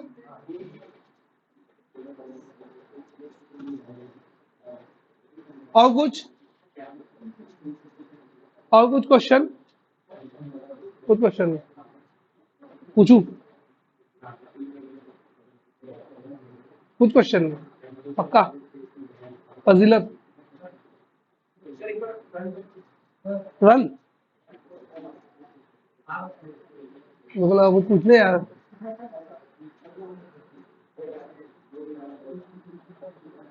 ये स्टेप बाय स्टेप रन देखना है कि आउटपुट देखना है? आउटपुट।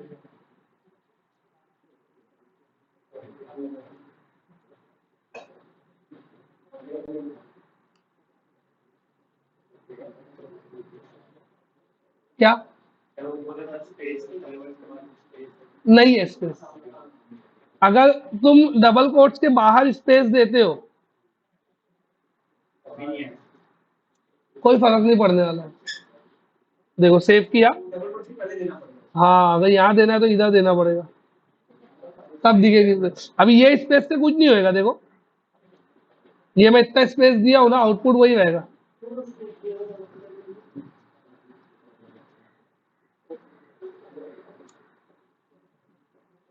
तो डबल कोट्स के बाहर है तो वो प्रिंट नहीं होगा, वो तुमने खाली अपनी मर्जी से दिया है वो स्पेस।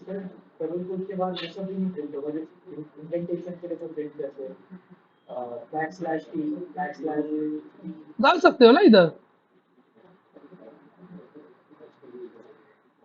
तुम डबल कोट्स के बाहर लिखोगे तो एरर दे देगा वो।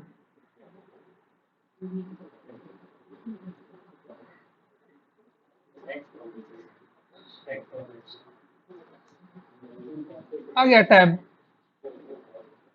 स्लैश टी दिया तो एक टैब आ गया वो।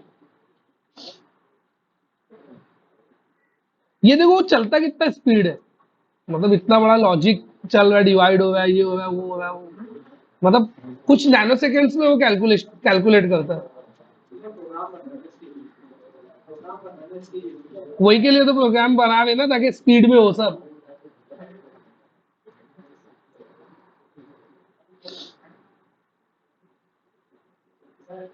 हाँ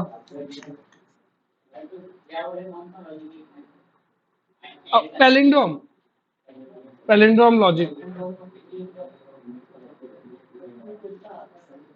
गूगल करना पैलिंड्रोम का क्या है।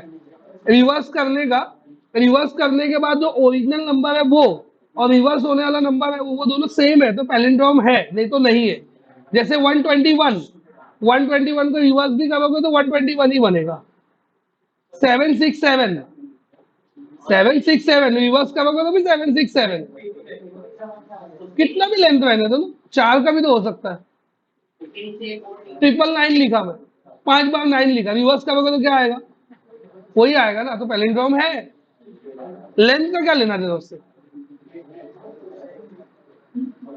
मैं एग्जाम्पल 3 वाला दिया ताकि वो आसान लगे।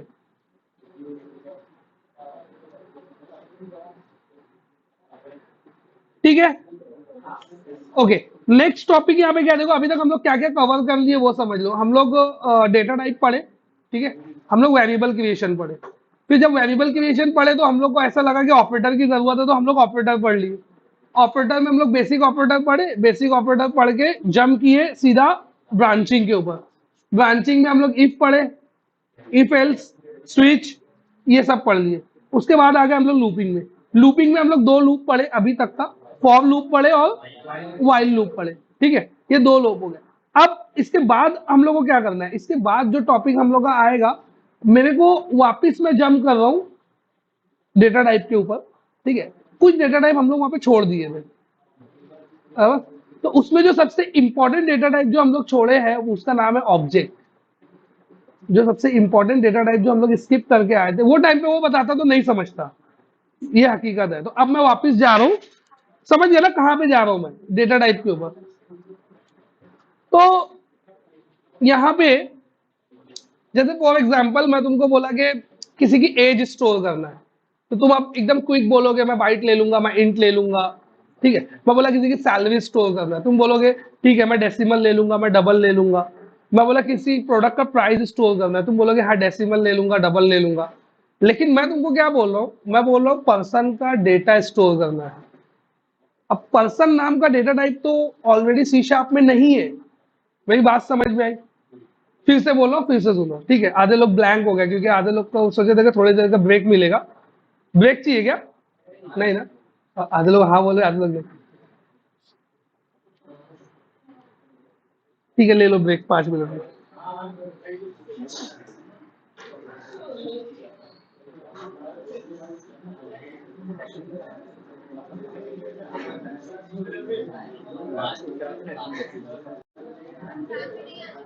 नहीं रमजान में नहीं।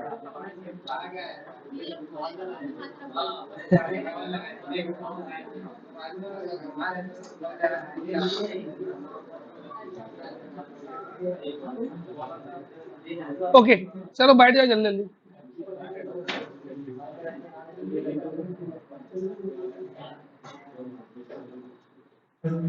तो अब अभी हम लोग कहाँ पे जंप कर रहे हैं, हम लोग स्टार्टिंग में वेरिएबल क्रिएशन का पार्ट देखे थे। वेरिएबल जैसे फॉर एग्जांपल मैं अगर तुमको बोलता हूँ मेरे पास एज का एक डेटा है, ठीक है, वो एज को मेरे को एक वेरिएबल में स्टोर करना है, तुम बोलोगे मैं इंटीजर ले लूंगा। मैं बोलता हूँ तुम्हारे पास सैलरी तुमको स्टोर करना है, तुम बोलोगे मैं डेसिमल ले लूंगा। मैं तुमको बोलता हूँ कि कोई प्रोडक्ट का प्राइस स्टोर करना है, तुम बोलोगे उसके लिए मैं डेसिमल ले लूंगा।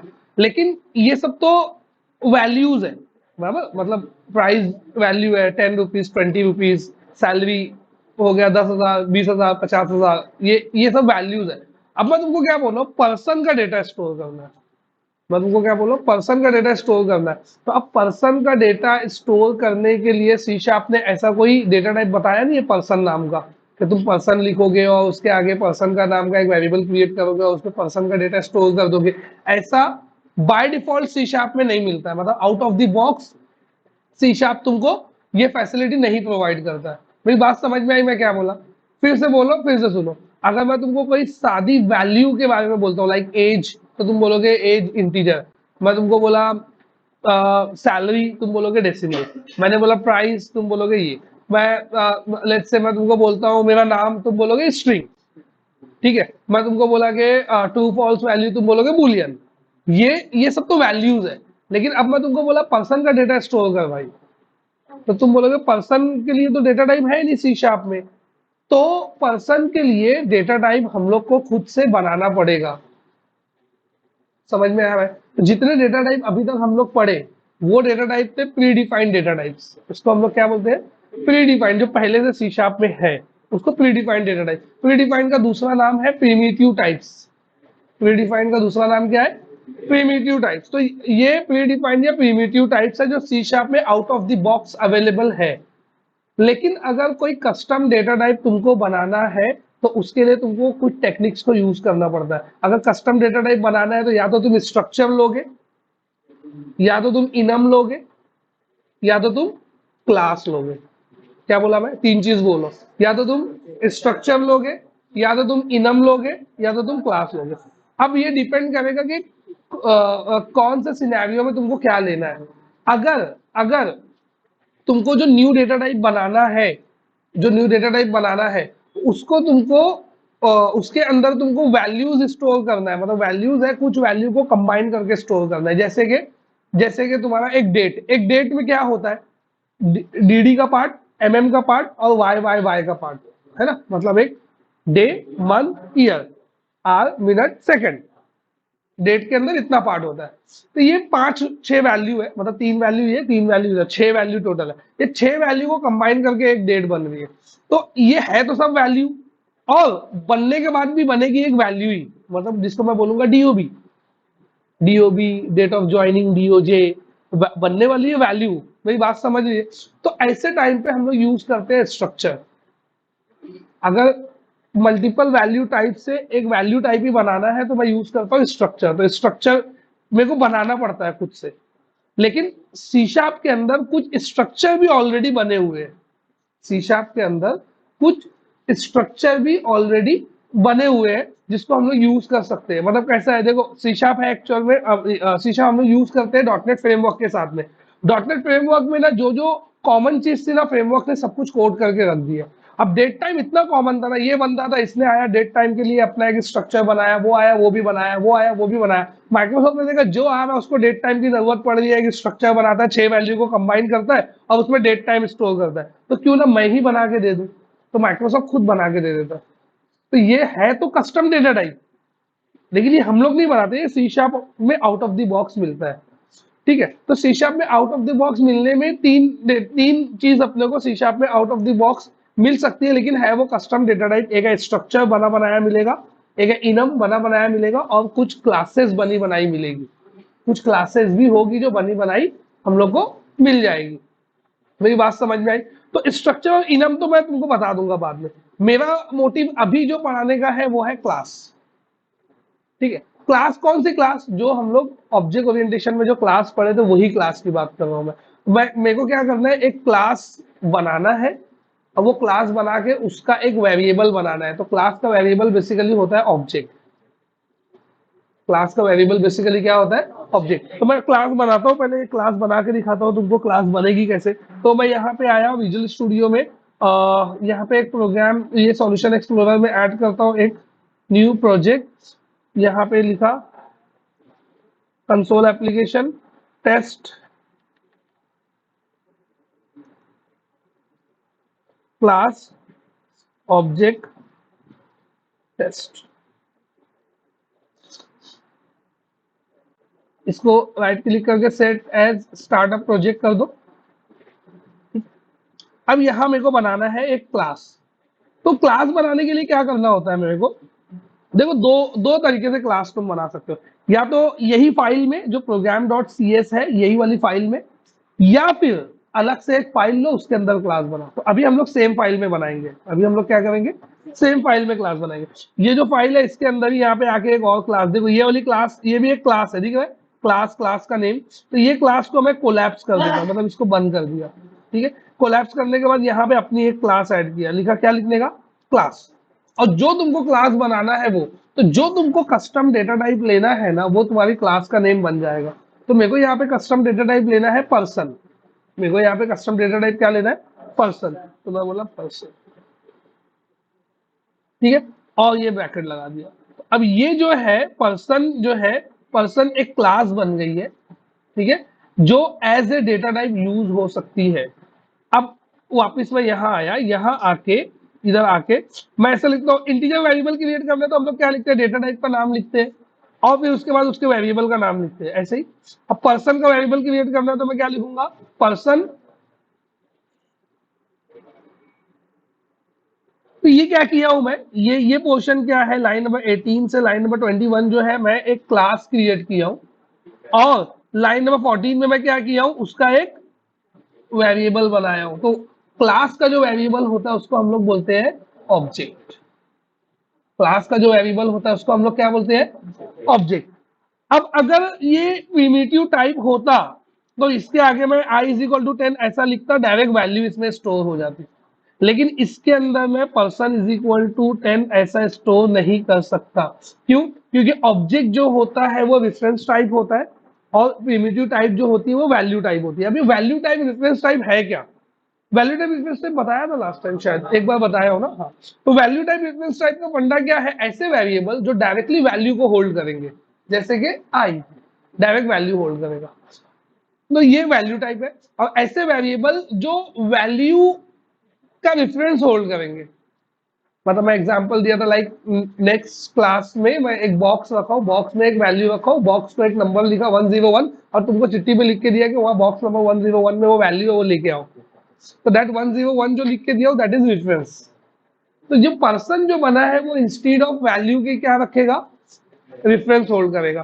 तो अब पर्सन मैं बोलता हूं, तो अब पर्सन तो एक, पर्सन में बहुत सारी चीज आती है, बोले पर्सन कौन, उसका नाम क्या है, ठीक है, उसकी एज क्या है, उसका डीओबी क्या है, उसकी हाइट क्या है, उसका वेट क्या है, समझ रहे हो, बहुत डिटेल आ गई।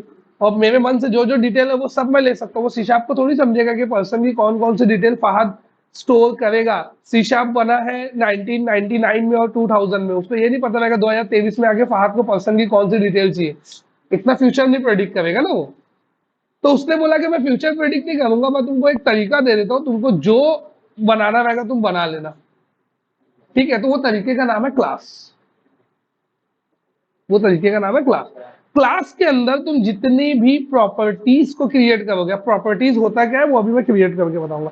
क्लास में तुम जितनी भी प्रॉपर्टीज को क्रिएट करोगे वो सब की वैल्यू होल्ड करेगा उसका ऑब्जेक्ट। फिर से मैं बोल रहा हूँ, क्लास के अंदर तुम जितनी भी प्रॉपर्टीज को क्रिएट करोगे वो सब की वैल्यू होल्ड करेगा उसका ऑब्जेक्ट। तो अब मैं यहाँ पे आया, मैं बोला पर्सन का फर्स्ट नेम और पर्सन का लास्ट नेम रहेगा, तो प्रॉपर्टी कैसे क्रिएट करना है, PROP लिखने का, ये देखो ऐसा आएगा, 3 डॉट बना हुआ, 2 बार टैब दबा देने का, तो ये प्रॉपर्टी का सिंटेक्स आ जाएगा खुद से। यहाँ पे लिखना है मेरे को स्ट्रिंग नेम, ये प्रॉपर्टी हो गई, उसका नेम,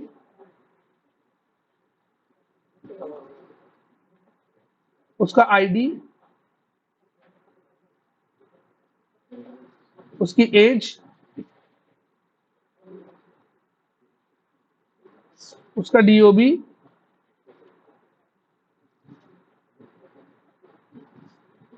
उसका डेट ऑफ ज्वाइनिंग,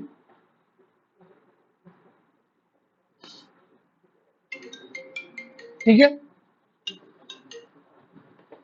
ये हो गया। तो name, ID, age, DOB, DOJ, ये सब प्रॉपर्टी की वैल्यू ये को एक्सेस करने के लिए क्या यूज होगा, बस। तो अब यहाँ पे मैं क्या करूंगा, ये पर्सन का रेफरेंस यहाँ पे स्टोर कर दूंगा। तो रेफरेंस स्टोर करने के लिए हम लोग क्या लिखते हैं, न्यू लिखने का, और यही वाली क्लास का नेम वापस से यहाँ लिख देने का। तो ये जो मैं किया हूं इसको हम लोग बोलते हैं ऑब्जेक्ट क्रिएशन एंड इनिशियलाइजेशन। तो ये जो पार्ट है, ये जो इतना राइट साइड का जितना लेफ्ट साइड का जितना पार्ट तुमको दिख रहा है, ये पार्ट जो है ऑब्जेक्ट डिक्लेरेशन है, और ये पार्ट जो है ऑब्जेक्ट इनिशियलाइजेशन है। ये पार्ट क्या है, ऑब्जेक्ट डिक्लेरेशन है, और ये पार्ट क्या है, ऑब्जेक्ट। तो ये पार्ट में क्या हो रहा है, मैंने एक नया डेटा टाइप बनाया जो कि सी शार्प में नहीं था, उसमें मैंने अपने हिसाब से वैल्यूज को ऐड की, और वो वैल्यूज के लिए, वो डेटा टाइप के लिए मैंने एक वेरिएबल बनाया, दैट इज ऑब्जेक्ट। वो डेटा टाइप ऐसे बनाते हैं, डेटा टाइप के आगे वेरिएबल का नाम लिखते हैं, तो मैंने भी डेटा टाइप के आगे वेरिएबल का नाम लिखा। इधर में पी कैपिटल क्यों लिखा, इधर में पी स्मॉल क्यों लिखा, पास्कल केस और कैमल केस, ठीक है। तो ऑल वेरिएबल ऑब्जेक्ट का मैं क्या बोला था, कैमल केस रहेगा, और ऑल क्लास प्रॉपर्टी का पास्कल। तो देखो यहाँ पे सब में कैसे लिखो, N capital, I capital, A capital, DOB, 3 अलग अलग वर्ड है, तीनों कैपिटल, समझ में आएगा? तो अगर तुम लोग देखोगे मेरा कोड करने का स्टाइल ना, तो मैं ऑटोमेटिक वही चीज फॉलो करता ही हूँ बाय डिफॉल्ट। मतलब मेरे को ऐसा सोचना भी नहीं पड़ता है कि मेरे को नाम लेना क्या है। ठीक है, तो देखो पर्सन का पी कैपिटल लिखा, लेकिन यहाँ पे पर्सन स्मॉल कर दे, क्योंकि ये ऑब्जेक्ट वेरिएबल आइडेंटिफायर हमेशा कैमल केस रहेगा, और class name, property name, function name हमेशा पास्कल केस रहेगा। तो ये क्लास का नेम, ये प्रॉपर्टी का नेम, और ये फंक्शन का नेम। ये याद है? ऐसा कुछ बताया पढ़ाया था, वही चीज यहाँ पे आ गई। तो पर्सन का ऑब्जेक्ट डिक्लेयर किया और उसको इनिशियलाइज करने के लिए, तो ये लाइन क्या कर रही है? ये लाइन क्या करेगी? न्यू ऑपरेटर से रैम पे एक मेमोरी बनाएगी, और ये पर्सन के अंदर जितनी प्रॉपर्टी रहेगी 1 2 3 4 वो मेमोरी के अंदर डाल देगी, और वो मेमोरी का एड्रेस लाके इसमें स्टोर कर देगी। ये न्यू क्या करेगा? ये न्यू क्या करेगा? एक मेमोरी एलोकेट करेगा रैम पे, फिर देखकर कितनी मेमोरी एलोकेट करना है, तो उसको पता चलेगा। पर्सन क्लास में जाके चेक करता हूँ, वो देखेगा 1 2 3 4, ये है 1 बाइट, ये है 2 बाइट, ये है 2 बाइट, और फिर ये कितना बाइट रहेगा? जितने स्ट्रक्चर की साइज रहेगी, मतलब स्ट्रक्चर के अंदर जाके हम लोग चेक करेंगे, मेरे को मालूम नहीं कितना है वो तुम लोग देख लेना। जितना भी XYZ बाइट, ये सबको सम करेगा, वो सम करके उतनी मेमोरी एलोकेट करके इसमें डाल देगा। तो ये पर्सन के लिए पूरी क्लास की मेमोरी एलोकेट हो जाएगी। उसमें नेम के लिए भी रहेगी, आईडी के लिए भी रहेगी, एज के लिए भी रहेगी, डीओबी के लिए भी रहेगी, डीओजे के लिए भी रहेगी, जो जो चीज में लिया वो सबका रेफरेंस किसमें रहेगा? पर्सन। बात समझ में आई क्या है? तो ये जो डेटा टाइप बना है that is your custom data type, और ये जो डेटा टाइप बना है that is your primitive data type या प्रीडिफाइंड डेटा टाइप। तो प्रीमिटिव डेटा टाइप और ये कस्टम डेटा टाइप। तो अब मेरे को पर्सन की जरूरत पड़ेगी तो पर्सन नाम का डेटा टाइप बना लूंगा, स्टूडेंट पड़ेगा तो स्टूडेंट बना लूंगा, क्योंकि सी# को ये नहीं पता था ना कि 2023 में आके किसको स्टूडेंट लगेगा, किसको पर्सन लगेगा, किसको कस्टमर लगेगा, क्या वो तो प्रिडिक्ट नहीं कर सकता हूँ। तो जो वो प्रिडिक्ट कर सकता था वो उसने बना के दे दिया, और बोला एक तरीका मैं सिखा देता हूँ, उससे तुम लोग अपने से मन का डेटा टाइप बना लेना। दैट तरीका is known as your class. Class, structure, enum, तीनों से कस्टम डेटा टाइप ही बनता है। ठीक है, तो अगर मैं डेटा टाइप की लिस्ट में, अगर तुमको याद होगा तो लास्ट में स्टॉक और इनम लिखा था, और मैं बोला था इसको हम लोग स्किप करके आगे जाके पढ़ेंगे। जब हम लोग इसको पढ़ लेंगे तो पहला पार्ट हम लोग पढ़ेंगे क्लास, उसके बाद प्रैक्टिकल में इनम और स्ट्रक्चर भी देख लेंगे। बात समझ में आई? ये समझा? इसमें किसी को डाउट है? तो ये तरीका, ये जो ओवरऑल पूरे सी# में ये तरीका यूज होगा। हम लोग क्लास बनाएंगे, उसका ऑब्जेक्ट बनाएंगे, हम लोग क्लास बनाएंगे, उसका ऑब्जेक्ट बनाएंगे। जब भी मैं बोलूंगा एक क्लास बनाओ तो तुमको ऐसे एक क्लास बनाना है। ठीक है, अब मैं तुमको बोला कि समझ लो स्टूडेंट मैनेजमेंट सिस्टम तुमको बनाना है या क्लास मैनेजमेंट सिस्टम बनाना है, जैसे ये। तो अब यहाँ पे एंटिटी कौन कौन है? वही एंटिटी जो पहले दूसरे लेक्चर में हम लोग पढ़े थे। एंटिटी कौन है? वर्किंग थिंग्स जो भी सिस्टम में रहेगी वो एंटिटी है। तो ये क्लास मैनेजमेंट सिस्टम में एंटिटी क्या हो गई? स्टूडेंट, टीचर, फीस, ये 3 एंटिटी। तो 3 क्लास बना लो। स्टूडेंट की क्या क्या डिटेल चाहिए? स्टूडेंट का आईडी, उसका नेम, उसका कॉन्टेक्ट नंबर, और कौन सा कोर्स ज्वाइन किया है। ठीक है, ये हो गया, खत्म। क्लास में ये सब प्रॉपर्टी ले लो। फिर टीचर का नाम लेना है, कॉन्टेक्ट, दूसरी क्लास बन गई। फिर फीस क्या है? किसकी फीस आई, कब आई, किसने दिया, और कौन से कोर्स के लिए दिया, वो प्रॉपर्टी बना लो। 3 अलग अलग क्लास बन गई, 3 अलग अलग प्रॉपर्टी। अब जिसकी जरूरत जहां पड़ेगी उसका ऑब्जेक्ट बनाएंगे हम लोग, जिसकी जरूरत जहां पड़ेगी उसका ऑब्जेक्ट बनाते चले जाएंगे। समझ में आया? तो ये टॉपिक में तुमको क्या सीखना है? ये टॉपिक में तुमको ये सीखना है कि क्लास कैसे बनाते हैं और उसका ऑब्जेक्ट कैसे बनाते हैं। ये 2 चीज क्लियर हो रही है क्या यहाँ पर? कि क्लास कैसे, जब भी मैं क्लास बनाने बोलूंगा तो ऐसा जरूरी नहीं है कि सेम फाइल में बनाएंगे। यूजुअली बेस्ट प्रैक्टिस ये है कि ऑल क्लास जो should be in separate file. तो वो सेपरेट फाइल वाला फंडा क्या है कि यहाँ पे आओगे, ये प्रोजेक्ट पे आओगे, राइट क्लिक करोगे, ऐड करोगे क्लास। ठीक है, और जाके यहाँ पे नाम दोगे, जैसे मैंने नेम दे दिया कस्टमर, क्लास का नेम, तो खुद ही से कस्टमर क्लास बना देगा। अब यहाँ पे आके से तुमको क्या करना है? कस्टमर का आईडी, कस्टमर का नेम। अच्छा, ये मैं कैसे कर रहा हूँ ये तो बताया ही नहीं। PROP लिखना है। ठीक है, फिर तुमको डबल टैप मारना है तो वो सेलेक्ट करके आएगा, ये इसको सेलेक्ट करेगा डेटा टाइप को। तो यहाँ पे डेटा टाइप लिखना है, लेट से मेरे को एड्रेस स्टोर करना है, तो मैंने दिया यहाँ पे स्ट्रिंग लिखा। स्ट्रिंग लिख के अब मैं कर्सर लेके नहीं जाऊंगा, टैब दबाऊंगा तो डायरेक्ट प्रॉपर्टी पे चला जाएगा। फिर से टैब दबाऊंगा, डायरेक्ट तो जितना चेंज होने वाला पार्ट है ना वो खुद टैब से चेंज करेगा, तो तुमको कर्सर लेके जाने की जरूरत नहीं है। टैब किया, एड्रेस, फिर उसके बाद एंड बटन दबाऊंगा, एंडिंग में आ गया, एंटर मारा, नेक्स्ट लाइन, फिर से पी आर ओपी।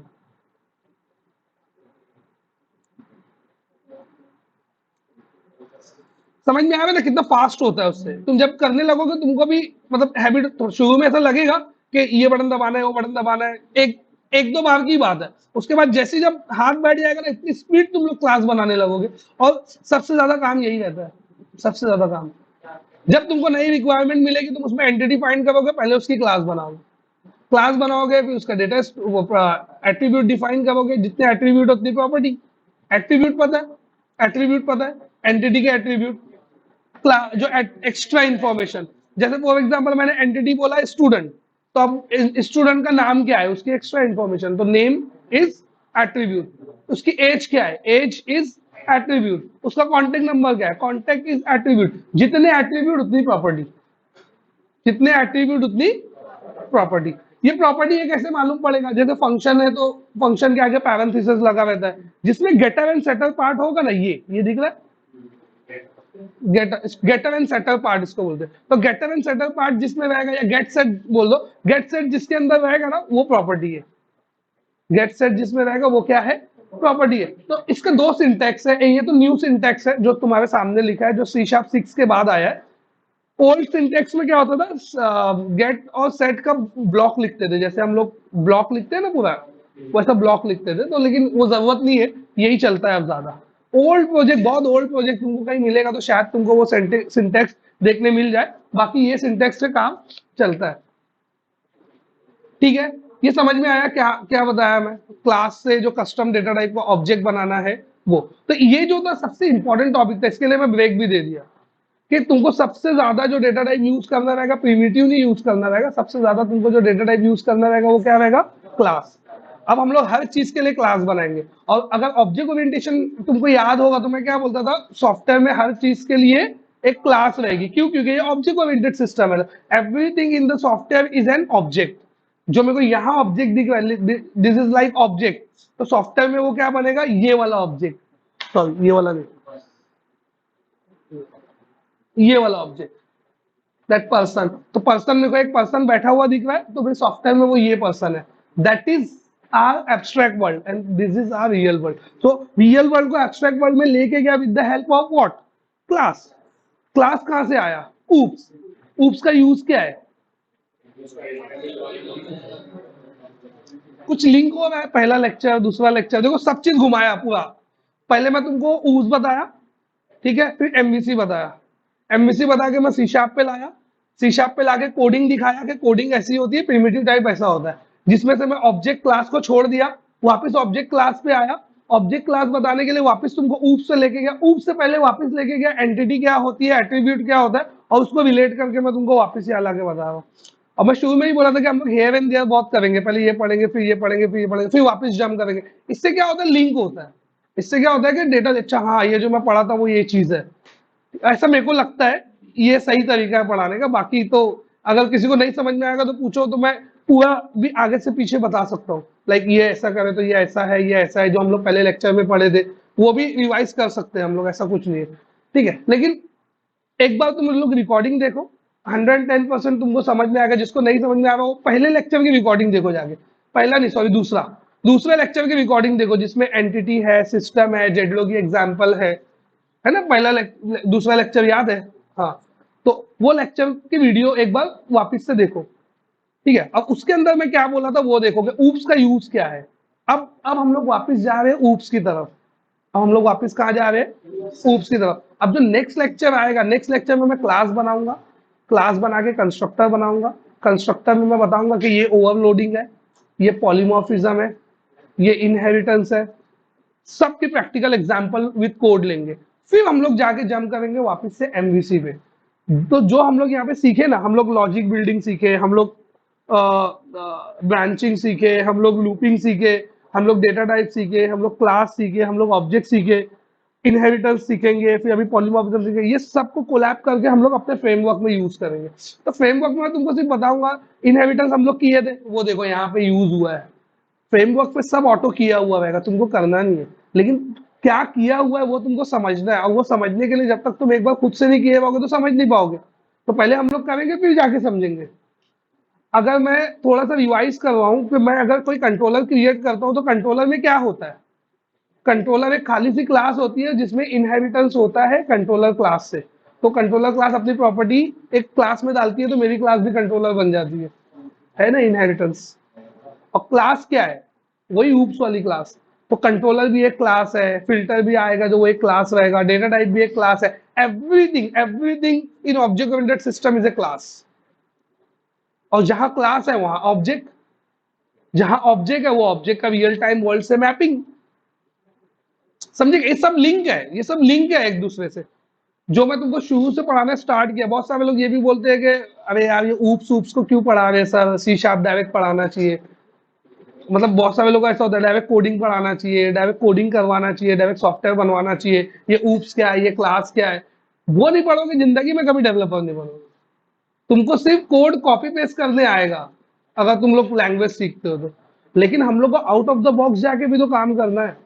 हम लोग को अपना सॉल्यूशन भी तो देना है, हम लोग को अपनी क्लासेस भी तो बनाना है, हम लोग को अपना सॉल्यूशन भी तो, अपना जो अप्रोच जिसको बोलते हैं, अपना अप्रोच भी तो सामने रखना है। और तुमको अपना अप्रोच डिसाइड करने के लिए रियल टाइम सिस्टम को देखना पड़ेगा और अपने सिस्टम में उसको बैठालना पड़ेगा। और रियल टाइम सिस्टम को अपने सिस्टम में बैठालने के लिए सबसे इंपॉर्टेंट चीज ऊप्स है। और इंटरव्यू का सबसे बड़ा वैटेज का पार्ट भी ऊप्स है। तुम इंटरव्यू दोगे तो तुमको रियलाइज होगा कि ऊप्स पे सबसे ज्यादा क्वेश्चन पूछे जाते हैं। क्लास क्या है, डायनामिक बाइंडिंग क्या है, इनहेरिटेंस कैसे करूंगा, मल्टीपल इनहेरिटेंस होगा कि नहीं होगा, मल्टीपल इनहेरिटेंस का टाइप क्या है, इंटरफेस क्या है, एक क्लास लेके बताओ उसका ऑब्जेक्ट बना के दिखाओ। ये सब पूरे इंटरव्यू में कंटिन्यू तुमको चलता हुआ दिखेगा। समझ में आया। तो यहां तक हम लोग कर ले। अब नेक्स्ट लेक्चर में क्या रहेगा, नेक्स्ट लेक्चर में हम लोग क्या करेंगे, क्लास का ऑब्जेक्ट बनाएंगे, कुछ इनहेरिटेंस करेंगे, और उसके बाद हम लोग चले जाएंगे सीधा अरेज के ऊपर। एरे है ना, एरे, एरे एक टॉपिक होता है। तो एरे पढ़ेंगे, array, list, collection, dictionary, hash table. ठीक है, डिक्शनरी हैश टेबल का डिफरेंस ये वो, कलेक्शन में क्या रहेगा, कलेक्शन का बेस इंटरफेस क्या है, डॉट नेट में उसकी क्या वैल्यू है, वो सब हम लोग देखेंगे। वो देख लेंगे, वो देखने के बाद डायरेक्ट फिर जाएंगे हम लोग एमवीसी में। एमवीसी में जाएंगे, एमवीसी में जाके मैं स्टार्ट करूंगा डायरेक्ट कोडिंग। जो हम लोग जहां जब कोडिंग में जो लैग हो रहा था बीच में, वो कोडिंग हम लोग स्टार्ट करेंगे। फिर मैं तुमको पढ़ाऊंगा एसक्यूएल सर्वर। एसक्यूएल सर्वर में हम लोग देखेंगे डेटा पीछे से स्टोर होता है, फिर वो डेटा स्टोर करके हम लोग उसको डॉटनेट में लेके आएंगे। डेटा को फैच करके डॉटनेट में लेके आएंगे, फिर डॉटनेट से डेटा बना के एसक्यूएल सर्वर में डालेंगे। तो वहां पे चलेगा पूरा क्रड। फिर ये दोनों को आसान करने के लिए एक एक टॉपिक लगेगा एंटिटी फ्रेमवर्क, तो हम लोग जंप करेंगे एंटिटी फ्रेमवर्क के ऊपर। तो एंटिटी फ्रेमवर्क हम लोग पढ़ेंगे। एंटिटी फ्रेमवर्क जब अपना हो जाएगा, फिर हम लोग सी शार्प में आएंगे। जो रिमेनिंग टॉपिक रहेगा लाइक डेलीगेट्स हो गया, एक्शन हो गया, डिक्शनरी हो गया, हैश टेबल की एग्जांपल हो गई, हीप, स्टैक, मेमोरी, ये वो जो थोड़ा सा इंटरव्यू पर्सपेक्टिव से जो क्वेश्चंस है वो हम लोग सी शार्प का देखेंगे। सी शार्प अपना खत्म हो जाएगा, मतलब सी शार्प में ओवरऑल हर चीज कवर हो जाएगी। जैसे सी शार्प की मिसिंग पार्ट है तुम्हारा टर्नरी ऑपरेटर, नल कोलेजिंग ऑपरेटर, नलेबल डेटा टाइप्स। समझ हो गया, ये सब जो टॉपिक्स है, जो एडवांस टॉपिक है सी शार्प के, वो सब हम लोग कवर करेंगे। वो कवर करके एमवीसी, एमवीसी के बाद एंटिटी फ्रेमवर्क, एसक्यूएल, ये हो जाएगा। फिर वेब एपीआई, फिर उसके बाद आएगा वेब एपीआई। वेब एपीआई होने के बाद हम लोग फिर ये पूरा बैकएंड चलेगा। फिर हम लोग मूव हो जाएंगे यूआई की तरफ। फिर आएगा jQuery, jQuery JavaScript, bootstrap, designing, वो सब पार्ट। वो हम लोग पूरा जेक्वेरी जावास्क्रिप्ट में डिजाइनिंग करेंगे। फिर यूआई और बैकएंड का कनेक्शन, मतलब पार्शियल व्यू, ये वो दो तीन चीज टॉपिक रहेगा। वो ये हो जाएगा तो तुमको पूरा स्ट्रक्चर बन जाएगा, यूआई, बैकएंड, डेटाबेस, तीनों का। फिर हम लोग स्टार्ट करेंगे एक प्रोजेक्ट स्टार्ट करेंगे, वो प्रोजेक्ट के अंदर कोड करेंगे। तो जो रिमेनिंग टॉपिक है वो सब वो प्रोजेक्ट में कंप्लीट होगा। फिल्टर हो गया, एरिया हो गया, जो भी एमवीसी से रिलेटेड टॉपिक्स रहेंगे वो सब अपन प्रोजेक्ट में लेंगे। तो ये वे से हम लोग पढ़ने वाले हैं। ठीक है, क्या क्या बोला, क्या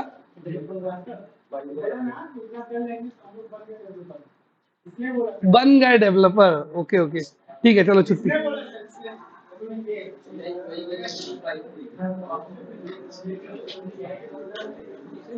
तो आपने जो ऑब्जेक्ट को इनिशियलाइज किया ये लाइट चालू कर ना। है